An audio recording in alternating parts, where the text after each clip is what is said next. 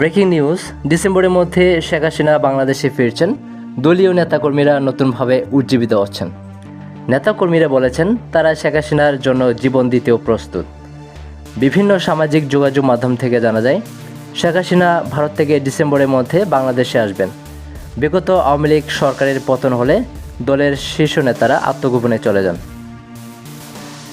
কিন্তু এটা হচ্ছে আওয়ামী লীগ, যেটি বাংলাদেশের সবচেয়ে বড় রাজনৈতিক দল, যাদের শিখর অনেক গভীরে, যাদের নেতাকর্মী দেশের প্রত্যেকটি অঞ্চলে সভা সমাবেশ করে দলকে গুছিয়ে আবার ঘুরে দাঁড়ানোর সক্ষমতা রাখে। দেশের প্রতিটি কোণায় থাকা আওয়ামী লীগের তৃণমূল পর্যায়ের নেতাকর্মীরা দলে দলে সে সমাবেশে যোগদান করে সমাবেশটিকে সফল করবে। শেখ হাসিনা দেশে আসলে দলের প্রাণ ফিরে আসবে, এমনটি ভাবছেন দলের শীর্ষ নেতারা। বিশ্লেষকরা বলেছেন, শেখ হাসিনা আবার দেশে আসলে অরাজকতা তৈরি হবে। শেখ হাসিনা যদি ভারত থেকে ফিরে আসে, তাহলে অন্তর্বর্তীকালীন সরকার এবং বিএনপি সহ আরও যে রাজনৈতিক দল আছে তারা বসে থাকবে না। ফলে ত্রিমুখী সংঘর্ষ হওয়ার সম্ভাবনা থাকবে। যেহেতু আওয়ামী লীগ একটি বড় রাজনৈতিক দল, তাই তারা যেভাবেই হোক,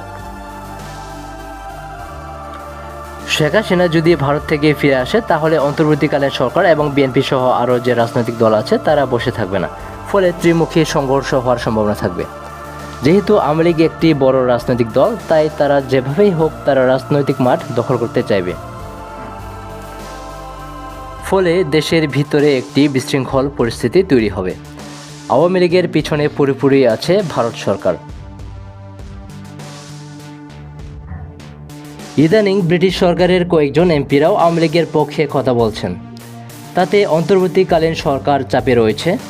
এই চাপটাকে কাজে লাগিয়ে শেখ হাসিনা দেশে ফিরতে চাইছেন। যদি শেখ হাসিনা দেশে ফিরে আসেন, তাহলে আওয়ামী লীগের নেতাকর্মীরা জীবনবাজি রেখে সংগঠিত হতে শুরু করবেন। এখন দেখার বিষয় ডিসেম্বরের মধ্যে শেখ হাসিনা দেশে ফিরবেন কিনা।